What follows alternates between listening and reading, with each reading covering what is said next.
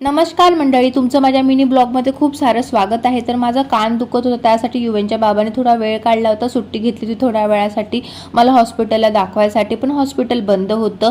तर थोडं आजूबाजूला माहिती काढली, पण हॉस्पिटल का बंद होते काही कळलं नाही आम्हाला, त्यावेळेस व्हिडिओ नाही घेतला। तर आम्हाला तूप घ्यायचं होतं घरी, जिथून आम्ही नेहमी तूप घेत असतो, खूप छान शुद्ध घी मिळत असते, तिथून तूप घेतलं। त्यानंतर थोडं डीमार्टमध्ये आलेलं आहे, सॉरी विशाल मेगा मार्टमध्ये आलेला, इथून 2-3 गोष्टी घ्यायच्या होत्या।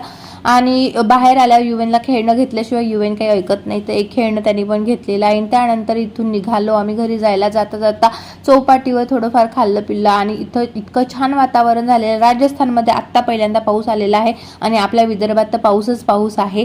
तर त्यानंतर आता आम्ही घरी आलेला आहो आणि युवनसाठी जे खेळणं आणलं होतं त्याचा बिलकुल वेट नव्हता, आल्याबरोबर काढून मागितलेला आहे।